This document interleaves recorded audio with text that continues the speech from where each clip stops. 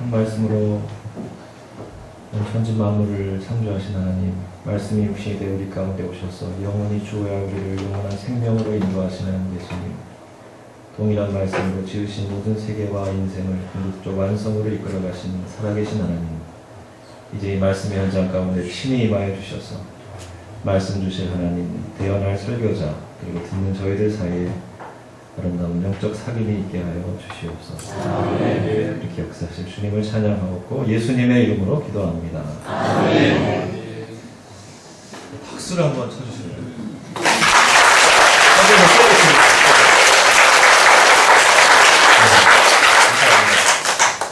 저를 환영해 주십사 해서 박수를 치신 것도 아니고요. 하나님께 영광의 박수로 드린 것도 아니고, 오늘 시편 1편, 여러분이 읽으신 시편 1편은 박수로 시작됩니다. 박수로. 이게 여러분이 우리 시편 1편이 처음 쓰여진 히브리 말로 아시레 이렇게 되거든요. 이거를 다시 이렇게 좀 번역해보면 복이 또다 이렇게 됩니다. 그러니까 어떤 복 있는 사람을 보면서 박수를 막 치는 거예요. 당신 정말 복 있습니다. 너무 복이 좋습니다. 너무 부럽습니다. 아주 그냥 이 마음속에 우러나는 그 찬사와 그 칭찬의 마음을 다 담아가지고 복이 또다 이렇게 시작하는 것이 오늘 시편 1편의 말씀입니다. 그러니까 시편 1편을 여러분 읽으실 때는 사모함이 있으셔야죠. 그래, 나도 복 있는 사람이 될 거야. 나도 복 있는 사람의 길을 걸을 거야. 나도 복 있는 삶을 살 거야. 라는 간절한 사모함을 가지고 읽어야 될 말씀이 오늘 시편 1편입니다. 시편 1편은 복 있는 사람이 되기 위해 하지 말아야 할 것으로 시작하죠. 하지 말아야 될 게 뭐죠? 악인의 길을 따르지 않고 죄인의 길에 서지 않고 오만한 자의 자리에 앉지 않는 것입니다. 그러니까 오늘 시편을 읽을 때 물론 악인이 누구고 죄인이 누구고 오만한 자가 누군지를 우리가 잘 풀어 아는 것도 중요합니다만은 제가 생각할 때 더 중요한 것은요, 어떤 마음으로 살면, 어떤 삶의 사실을 가지고 살면 악인이 되고 죄인이 되고 오만한 자가 되느냐를 찾는 게 저는 아주 중요하다고 생각합니다. 그 실마리가 된 아주 중요한 단서가 되는 말이 오만함이라는 말입니다. 이 오만하다는 말을 구약성이 처음 쓰여진 히브리 말로 레찐 그러거든요. 한번 다시 할까요? 레찐. 그럼 이 말을 요즘 우리말, 우리 한국말로 조금 생생한 말로 번역하면 이렇습니다. 콧방귀 끼는 사람, 우습게 여기는 사람, 비아냥거리는 사람. 누구를 우습게 여기는 거죠? 누구를 향해서 비아냥거리는 거죠? 하나님이요. 오만한 자, 이 사람이 누구라고요? 레찐, 이 사람이 누구라고요? 하나님을 우습게 여기고 하나님께 비아냥거리는 사람입니다. 하나님이 살아계시다고요? 보십시오. 어디 하나님이 계세요? 하나님이 살아계신다고 해도 별 볼 일 없던데요. 하나님 어디 능력이 있어요? 내 삶에 무슨 능력을 나타내고 계십니까? 하나님 살아계시고요. 능력이 좀 있으시다고 하는데요. 저기 멀리 계십시오. 나 혼자도요, 내 힘으로도요, 얼마든지 내 인생 잘 꾸려갈 수 있거든요. 라고 하나님을 향해서 비아냥대는 사람, 하나님 우습게 여기는 사람이 이 오만한 사람입니다. 여러분, 이 마음으로 살면 누가 될까요? 악인이 됩니다. 이 마음으로 살면 죄인이 됩니다. 여러분, 동사, 여러분 이 1절의 동사를 한번 보세요. 악인은 어떻게 하죠? 악인의 길을 따라 걸어가요. 그 다음 어떻게 하죠? 죄인의 길에 서요. 그 다음 어떻게 하죠? 오만한 자의 자리에 앉아요. 가죠? 서죠? 앉아요. 어디에 앉아요? 오만한 자의 자리에 앉죠. 삶의 전 영역이, 삶의 전 과정이 비아냥거림. 누구를 향해서 비아냥거린다고요? 하나님을 향해서 비아냥거리는 그런 마음으로 가득 차서 사는 겁니다. 대표적인 사람들이 누굴까요? 바벨탑을 쌓은 사람들. 그렇죠? 바벨탑을 쌓은 사람들. 오만한 자의 정신으로 충만한 사람들입니다. 하나님 살아계신 무시하고요. 하나님 우습게 여기고요. 하나님 별 볼 일 없으신 분이니까 그냥 저기 멀리 계세요. 이 신념으로 무장해서 뭐하죠? 탑을 쌓습니다. 어디까지 탑을 쌓아요? 하늘까지 쌓습니다. 우리끼리 얼마든지 잘할 수 있거든요. 우리 힘, 우리 실력, 우리 능력이면 하늘이라도 문제 없어요. 하나님께 도전합니다. 이렇게 오만한 자의 정신으로 충만하게 돼서 이 정신을 열심히 실천하며 살면 어떻게 될까요? 이 사람들의 삶의 결론을 잘 아시죠? 그러면 어떻게 살아야 될까요? 어떻게 해야 복된 삶을 살 수 있겠습니까? 반대로 사셔야죠. 누구랑 반대로요?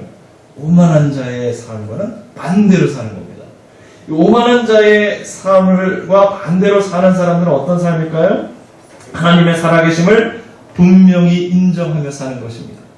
하나님은 전능하실 뿐만 아니라 전능하셔서 우리의 삶 속에 들어와서 그 능력으로 우리를 우리의 삶을 지금도 강권적으로 붙잡아 주시고 가장 복된 길로 인도하시는 하나님이라는 이 믿음으로 사는 사람들이 누구라고요? 오만한 자의 삶과 반대로 살아가는 복 있는 사람들. 우리가 자꾸 부르짖으면 응답하시고 가장 좋은 곳으로 채워주시는 하나님이심을 굳세게 인정하며 사는 것. 그것이 복된 삶의 길이죠. 히브리서 11장 6절에서 주님 말씀하십니다. 믿음이 없이는 하나님을 기쁘시게 하지 못하나니 하나님께 나아가는 자는 반드시 그가 계신 것과 또한 그가 자기를 찾는 자들에게 상 주시는 이심을 믿어야 할지니라. 무엇이 없으면 하나님을 기쁘시게 하지 못한다고요? 믿음이 없으면 하나님을 기쁘시게 할 수 없다. 하나님을 기쁘시게 하는 믿음은 무엇이라고요? 하나님의 살아계심을 믿는 것. 또 한 가지, 하나님은 능력이 있어 우리가 그분께 구하고 간구하고 그분을 찾으면 가장 좋은 것으로 상 주시고 복 주시는 분이라는 이 점을, 이 사실을 믿는 믿음입니다. 저와 여러분에게 이 믿음이 있을 수 있기를 바랍니다. 믿음이 있기를 바랍니다. 하나님의 살아계심을 믿고 살아계신 그 하나님께서 나를 붙잡아 가장 복된 길로 인도하신다는 믿음. 저희 어머니는 초등학교 교사를 40년 하시고 은퇴하셨습니다. 은퇴하신 날 제가 물었습니다. 정말 궁금했습니다. 40년 교직에 계셨으니까 제자가 많잖아요. 셀 수 없이 많잖아요. 제가 이렇게 물었어요. 어머니, 40년 동안 많은 제자들을 키우셨는데 가장 기억에 남는 제자가 누구예요? 그러니까 무슨 뭐 이름 누구 이렇게 구체적으로 누구를 이렇게 말씀해 주십사는 게 아니라 어떤 학생, 어떤 제자. 여러분 저희 어머니가 뭐라고 답을 하셨을 것 같으십니까? 그런 마음을 제가 보니까 대략 이런 가득들이 있으신 것 같아요. 답들이 어떤 답들이실까요? 공부 잘하는 학생, 공적인 학생, 착한 학생. 저도 질문하고는 어머니가 그런 방향으로 답을 하실 거라고 생각을 했어요. 근데 저희 어머니 답이 너무나 의외였습니다. 저희 어머니 답이 제일 기억에 남는 학생은 나를 귀찮게 하는 학생이에요. 나를 귀찮게 하는 학생이 기억이 남아. 맨날 공부 안 하고 말씀 피우고 선생님 속 상하게 하고 뭐 장난만 치고, 물론 뭐 그런 학생들도 있겠죠. 그 대답의 뜻이 뭐겠습니까? 공부를 잘하고 못할 수도 있죠. 장난을 잘 치고 뭐 모범적인 학생들이 직접 그걸 다 떠나가지고 어떤 학생이 기억에 남는다고요? 선생님 나 이거 모르겠어요. 이거 좀 도와주세요. 나 이거 어떻게 해야 되죠? 선생님 도와주세요. 나 이때 이거 어떤 결정을 내려야 되죠? 선생님 도와주세요. 이렇게 선생님을 찾아가서 귀찮게 여기는 학생이 가장 기억에 남더라 하는 것이죠. 우리 하나님은 어떤 아들, 딸을 좋아하실까요? 범적인 아들, 딸이요? 어떤 아들, 딸들을 좋아하실까요? 귀찮게 하는 아들, 딸. 귀찮게 하는 아들, 딸. 한번 같이 할게요. 우리 하나님은 귀찮게 하는 아들, 딸을 좋아하십니다. 하나님 도와주세요. 나 이거 모르겠어요. 좀 가르쳐주세요. 내 인생에 대해서 어떤 길을 가야 할지 선택해야 하는데요. 하나님 제발 날 좀 알려주세요. 내 길을 알려주세요. 하나님 내 인생이 너무 힘들거든요. 하나님 도와주셔야 되겠거든요. 들어오셔서 내 삶에 깊숙이 들어오셔서 나를 도와주세요. 이렇게 하나님을 귀찮게 하는 딸들, 아들, 딸들을 우리 하나님이 기뻐하시는 줄로 믿습니다. 하나님을 붙잡고 사실 수 있기를 바랍니다. 하나님께 매어 달릴 수 있기를 바랍니다. 하나님을 귀찮게 하실 수 있기를 바랍니다. 1절이 부정적 접근이라면 2절은 긍정적 접근이죠. 다시 말하면 하나님을 복 있는 사람이 되기 위해서 1절은 이렇게 살면 안 된다고 말씀하셨다면 2절은 이렇게 살아야 한다고 말씀하시는 거죠. 복 있는 사람은 어떤 일을 열심히 해야죠? 여러분 읽으신 대로 하나님의 율법을 주야로 묵상합니다. 여기서 이제 율법이라는 말은 히브리 말로 토라입니다. 토라라는 말은 이제 좁게 얘기하면 창세기, 출애굽기, 레위기, 민수기, 신명기, 모세, 오경이 토라고요. 더 넓게는 하나님이 우리에게 주신, 하나님의 백성에게 주신 모든 하나님의 뜻을 통틀어서 토라라고도 합니다. 그러니까 이 토라를, 하나님의 말씀을 반나절로 묵상하는 사람이 복이 있다는 거죠. 여러분, 그 묵상하면 뭐가 떠오르세요? 묵상이라는 말을 생각하시면 어떤 그림, 어떤 행동이 생각나십니까? 아마도 묵상하면 여러분 그 로댕에 생각하는 사람이 먼저 떠오르실지도 몰라요. 묵상하면 이렇게 가만히 앉아가지고 조용히 앉아가지고 하나님의 말씀을 계속 속으로 이렇게 생각하고 곱씹고 그 뜻을 새기는 뭐 이런 그림, 이런 모습을 생각하실 수 있을지 모르겠습니다만은 시편 1편의 묵상은 좀 다릅니다. 이 묵상이라는 말은 히브리 말로 하가라고 하는데 한번 같이 할까요? 하가. 이 말은 동물의 울음소리에서 왔습니다. 사자가 이건 호랑인가요? 사자는 뭐라 그러죠? 하여튼 사자의 울음소리, 비둘기 뭐 구구구구 하는 울음소리, 이런 동물의 울음소리가 이제 묵상으로 온 겁니다. 자, 이게 무슨 뜻이 될까요? 묵상이라는 것은요, 구약의 묵상, 시편 1편의 묵상은 하나님의 말씀을 소리내어서 읽는 겁니다. 소리내어 반복해서 읽는 겁니다. 계속 읽는 겁니다. 여러분 한번 생각해 보세요. 오늘 저와 여러분이 함께 읽은 이 시편 1편을 1000번 읽는 겁니다. 소리내서 읽는 겁니다. 그냥 무슨 주문하듯이 그냥 반복해서만 읽는 게 아니라고요. 아무 느낌 없이 아무 생각 없이 읽는 게 아니라 정말 이 말씀이 내 삶에 들어와서 이 삶이 살아 움직여 역사하기를 간절히 바라고 기도하는 마음으로 한마디 한마디 정성을 다해서 1000번을 읽는다고 한번 생각을 해보십시오. 어떤 일이 벌어질까요? 여러분, 저는 그렇게 생각합니다.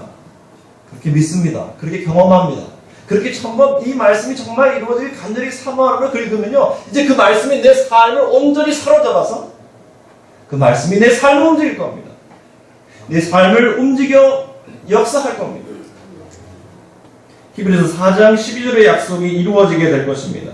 하나님의 말씀은 살아있고 활력이 있어 좌우의 날선 어떤 것보다도 예리하여 혼과 영과 및 관절과 골수를 찔러 쪼개기까지 하며 또 마음의 생각과 뜻을 판단하시나니. 살아있는 이 말씀의 역사를 경험하게 될 것입니다. 무엇을 통해서요? 묵상을 통해서. 여러분 가운데도 그 자리에 서본 경험이 있으신 분들이 있겠습니다만 예루살렘에 가면 통곡의 벽이라는 것이 있습니다. 이게 원래는 솔로몬 성전의 서쪽 벽이죠. 거리가 60m, 높이가 18m. 현재는 그 통곡의 벽 위에 뭐가 있을까요? 이슬람의 3대 사원 중에 하나가 있죠. 황금 사원이라고 하기도 하고 바위 사원이라고도 합니다. 이 지붕이 황금으로 되어 있다고 해서 이 황금 사원이라는 이슬람의 가장 대표적인 사원이 거기에 있습니다. 어디예요? 솔로몬 성전 자리에. 지금은 이슬람 사원이 있습니다. 그래서 이제 그 벽 이름을 이제 뭐라고 부른다고요? 통곡의 벽. 유대인들이 거기서 뭐 하겠습니까? 기도하죠. 그 기도 제목을 다시 말씀드리지 않아도 여러분 아실 것입니다. 거기 갔더니 유대인들이 이렇게 통곡 앞에 서가지고 어떻게 하냐, 이렇게 몸을 흔듭니다. 이렇게 앞뒤로 흔들면서 작은 소리를 내서 이렇게 뭔가를 읊조리면서 이렇게 계속 이렇게 반복하는 거예요. 제가 히브리 말을 모르니까 무슨 내용으로 읊조리는지 잘 모르겠습니다만은 몸을 앞뒤로 움직이면서 계속 뭔가를 읊조리세요. 뭐 하고 계신 거죠? 뭐 하고 계신 거죠? 묵상하고 계신 거죠. 묵상하고 기도하고 계신 거죠. 소리를 내어 반복해서 하나님 말씀을 그 통곡에서 묵상하고 있는 겁니다. 기도하고 있는 겁니다. 저는 그 모습이 너무 인상적이었어요. 또 한 가지, 그 통곡에서 제가 아주 인상 깊게 본 게 있는데, 이렇게 벽을 쌓으니까 이제 오래된 벽이잖아요. 이렇게 큰 바위를 이렇게 붙여가지고 이렇게 쌓는 겁니다. 틈이 보이잖아요. 틈이 생기잖아요. 거기에 이렇게 종이를 집어넣어요. 뭘 써가지고 종이를 넣습니다. 뭘 쓰겠습니까? 기도도 적고 말씀도 적습니다. 말씀을 적어서 거기다 넣는 겁니다. 이 말씀을 이루어 주시옵소서. 이 기도를 이루어 주시옵소서. 저도 뭐 했을까요? 제 인생일 때의 말씀을 적고 기도를 적고 그 틈에다가 이렇게 끼워서 넣습니다. 여러분, 틈을 만들고 틈 사이에 말씀을 집어 넣어야 합니다. 여러분, 인도를 아스팔트로 만들어 장점이 있다고 합니다만은 인도는 줄로 뭘로 만들죠? 블록을 이렇게 만들잖아요. 왜요? 뭘 만들려고요? 틈을 만들려고. 틈이 있어야 뭐가 들어가죠? 물이 들어가죠. 물이 새어 들어가죠. 여러분, 말씀이 흘러갈 수 있도록 우리의 심령 가운데 틈을 만들어야 할 것입니다. 우리의 심령이 아스팔트 같으면 될까요? 안 될까요? 하나님 말씀이 폭포수처럼 쏟아지는데 틈이 없어가지고 전부 다 옆으로 새면 되겠습니까? 안 되겠습니까? 안 됩니다. 우리의 영혼이 아스팔트 같으면 안 됩니다. 틈이 없어서 하나님 말씀이 들어갈 틈이 없어서 스며들어갈 틈이 없어서 그냥 폭포수처럼 쏟아 부어주시는데 그냥 오죽이 흘러서 그냥 소비되고 마는 없어지고 마는 그런 심령이 되어서는 안 될 것입니다. 저와 여러분이 우리 영혼밭에 틈을 만들 수 있기를 바랍니다. 틈을 만들 수 있기를 바랍니다. 뭐가 숨어 들어올 수 있는 틈이요? 하나님의 말씀이 넉넉하게 들어와 내 영혼을 사로잡고 내 온 존재를 사로잡을 수 있는 틈을 만들 수 있기를 바랍니다. 여러분 어떻게 하면 틈을 만들 수 있을까요? 여기 우리가 시간을 많이 쓸 수 없겠습니다만은 우리의 영혼에 틈을 만들 수 있는 대표적인 세 가지 길이 있습니다. 첫 번째, 회개하는 심령에 틈이 생깁니다. 한번 같이 할까요? 회개하는 심령에 틈이 생긴다. 여러분 하나님 전능하세요. 못하실 일이 없습니다만은 전능하신 하나님이 어찌할 수 없는 사람들이 있습니다. 그 사람이 누굴까요? 숨기는 사람, 위장하는 사람, 감추는 사람, 겉과 속이 다른 사람. 그렇다면 하나님이 전능하신 능력으로 충만하게 역사할 수 있는 사람은 누굴까요? 투명한 사람, 솔직한 사람, 감추지 않는 사람. 넘어질 수 있죠. 실패할 수 있죠. 죄 지을 수 있을지 몰라요. 그럼 더 심각한 건 뭐라고요? 회개하지 않는 겁니다. 하나님 앞에 문 닫고 있는 겁니다. 감추는 겁니다. 위장하는 겁니다. 회개하는 심령 가운데 틈이 생기고 그 틈 가운데 하나님의 말씀이 충만하게 들어가게 될 줄로 믿습니다. 두 번째, 마음의 쓴뿌리를 제거해야 틈이 생깁니다. 한번 같이 할까요? 마음의 쓴뿌리를 제거해야 틈이 생긴다. 과거로부터 생긴 내면의 상처, 감정의 상처를 치유해야 틈이 생기는 겁니다. 죄송합니다. 이 파리들은 어디에 쥐 이런 분들은 어디에 잘 모이죠? 그죠? 쓰레기. 한 번만 더 죄송합니다. 똥파리들은 어디에 모이죠? 똥에 모이죠. 파리가 안 꼬이려면 뭘 치워야 됩니까? 지새끼가 안 꼬이, 이분들이 안 하려면 어떻게 해야 돼요? 쓰레기 치워야 되고, 똥파리가 안 모이려면 어떻게 해야 돼요? 똥을 치워야 돼요. 이게 간단하지만, 당연한 거지만, 우리 영적 생활에 깊이 새겨야 할 것들입니다. 내 속에 있는 모든 부정적인, 내면적인, 감정적인 상처들, 미움, 갈등, 시기, 일도, 열등감, 우월감, 상실감, 거부감, 버림받았다는 느낌, 어두움, 왜곡된 성적 지향, 이런 것들, 쓴뿌리들을 제거해야 우리 하나님 말씀이 넉넉히 역사할 수 있는 틈이 생기는 겁니다. 저는 기도합니다. 우리 일신교회를 위해서 기도합니다. 우리 성령께서 여러분 한 분의 가운데 역사하셔서 여러분의 안을 사로잡고 있는 모든 쓴뿌리들, 감정의 상처, 내면의 상처를 치유하실 줄로 믿습니다. 치유하실 줄로 믿습니다. 치유하였습니다. 틈이 생깁니다. 하나님 말씀이 충만히 임할 수 있도록. 세 번째, 말씀을 겸손히 간절히 사모해야 틈이 생깁니다. 한번 같이 할까요? 말씀을 겸손히 간절히 사모해야 틈이 생긴다. 우리 주님께서 누가복음 18장에서 기도응답의 비결을 비유로 말씀하시죠. 잘 아시는 불의한 재판장과 과부의 이야기. 간청하니까 이 재판장은 대단한 분이거든요. 하나님도 무시하고 사람도 무시하는 사람인데 너무 간청하고 붙잡은 거 어떻게 해요? 이거 안 들어주면 안 되겠다 싶어하고 들어준 겁니다. 계속 귀찮게 괴롭게 할 것 같으니까 들어준 겁니다. 우리 하나님은 뭐 재판장이라는 의미는 아니지요. 누가복음 18장 7절, 하물며 하나님께서 그 반납 부르짖는 택하신 자들의 원한을 풀어주지 아니하시겠느냐. 그들에게 오래 참으시겠느냐. 하나님의 말씀을 간절히 겸손히 사모하는 사람에게 틈이 생기고 그의 영혼에 틈이 생기고 그 틈 안에 하나님의 말씀이 충만하게 임하게 될 것입니다. 마지막 3절에 보니까요. 말씀을 즐거워하고 밤낮으로 묵상하는 사람이 형통할 겁니다. 철을 따라 열매를 풍성하게 맺는 나무처럼 형통할 겁니다. 여러분 3절에서 이 형통의 법을 생각하실 때 우리가 주의 깊게 봐야 될 표현이 있습니다. 그게 뭐냐면 철을 따라라는 표현입니다. 철을 따라. 이걸 이제 시골인 말로 옮기면 이렇습니다. 베이토, 베이토로 되는 한번 같이 할까요? 베이토. 이거를 영어로 번역하면 in his time입니다. 그의 때에 이렇게 됩니다. 직역하면 그의 때에 3인칭이죠. 3인칭 그의 때 3인칭 단수. 자, 제가 여쭙겠습니다. 3인칭 단수 그라고 했단 말이죠. 그는 누굴까요? 10편 1편에서 아니 벌써 답을 말씀하시면 제가 우리 1번, 2, 3번까지 너무 훌륭하세요. 이게 너무 자 그래도 1번 가능성이 세 가지예요. 한번 1번 나무 가능성이 있습니다. 나무. 2번 누가 있을 수 있을까요? 복 있는 사람 3번 하나님 이렇게 되죠. 자 1번 나무일 수 있어요. 3인칭으로 2번 그 사람 3번 하나님. 자 이미 답을 말씀하셔갖고 네, 답은 가능성이 다 있지만 어쨌든 서로를 따라 in his time 답은 누구라고요? 하나님. 언제 형통한다고요? 누구의 때예요?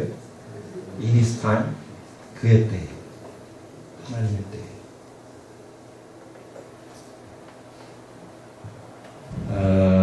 이 말씀을 생각하면 제가 생각나는 찬양이 있습니다. 이거 잘 하시는 찬양, 우리가 즐겨 불렀던 찬양, 즐겨 부르고 있는 찬양. 주님의 시간에 주의 뜻 이루어지길 기다려 하루하루 살 동안 주님 인도하시리 주 뜻 이룰 때까지 기다려. 한번 같이 할까요? 주님의 시간에 주의 뜻 이루어지리 기다려 주의 뜻 이루어지리 기다려 하루하루 살 동안 주님 인도하시리 하루하루 살 동안 주님 인도하시 주 뜻 이룰 때까지 기다려 주 뜻 이룰 때까지 기다려 2절이 있어요. 기다려 그때를 기다려 그때를 그의 뜻 이루어지리 기다려 그의 뜻 이루어지리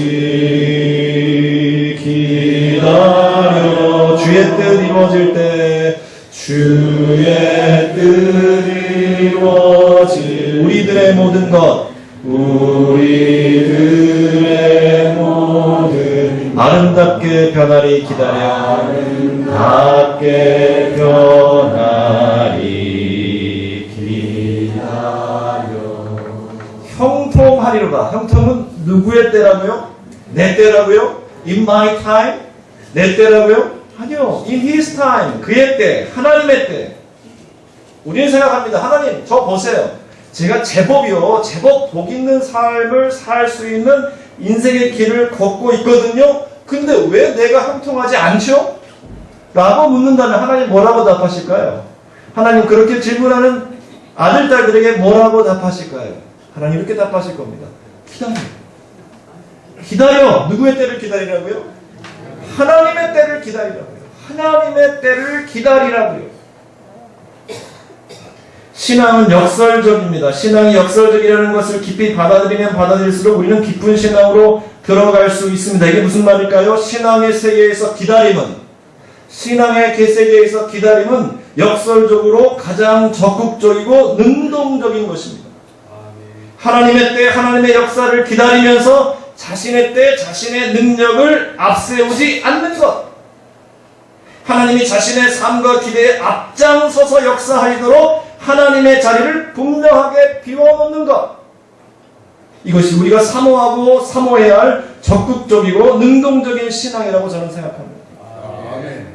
내가 나선다고 되는 거 아닙니다. 목숨 바쳐가지고 내가 열정을 다한다고 해서 되는 거 아닙니다. 만약에 그게 하나님의 때가 아니라면, 그것이 하나님의 뜻이 아니라면, 목숨 다해 열정을 다해 헌신하고 노력한다고 해서 되는 게 아닙니다. 우리 믿는 사람들에게 무엇이어야 하죠? 오직 하나님의 때여야 합니다. 오직 하나님의 뜻이어야 합니다. 그래야 이루어지고, 그래야 할 수 있고, 그래야 형통하게 되는 것입니다. 주님의 때를 기다릴 줄 압니다. 주님의 뜻을 기다릴 줄 압니다. 겸손하고 복된 믿음의 사람들 다 되실 수 있기를 바랍니다.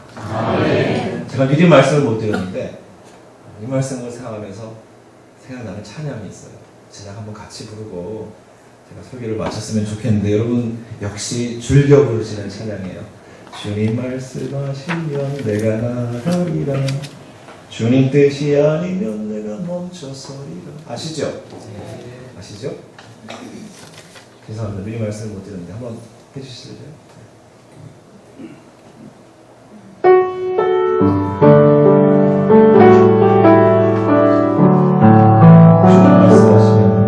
주님 말씀하시면 내가 나가리라. 주님 뜻이 아니면 내가 멈춰서리라.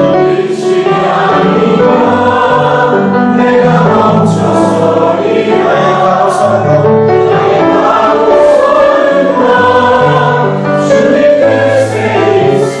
주님 나를 이끄소서.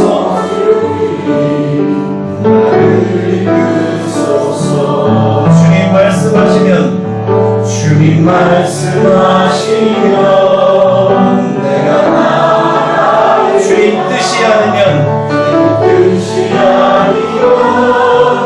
내가 멈춰서리라. 나의 가고 서는 것 주님 뜻에 있으니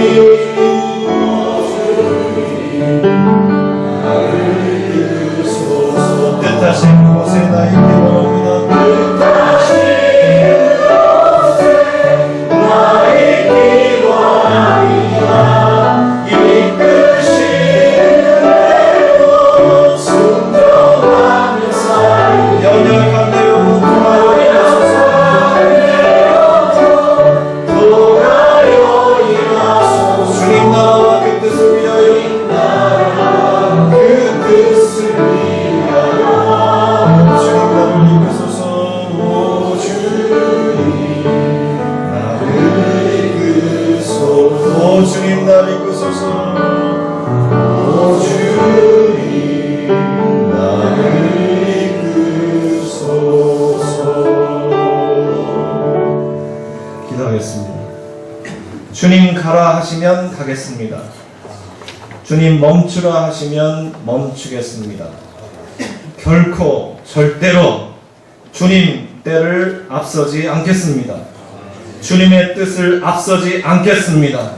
주님 우리 인생 가운데 들어와 주시옵소서. 우리 교회 가운데 들어와 주시옵소서. 하나님의 때를 이루어 주시고 하나님의 뜻을 이루어 주셔서 우리 일신교회 모든 교우들의 삶이 복되고 형통하게 하여 주시옵소서. 우리 일신교회가 하나님의 때에 하나님의 뜻을 따라 형통하는 교회가 되게 하실 줄로 믿습니다. 이렇게 역사하실 줄 믿고 감사를 드리고 예수님의 이름으로 기도합니다. 아멘.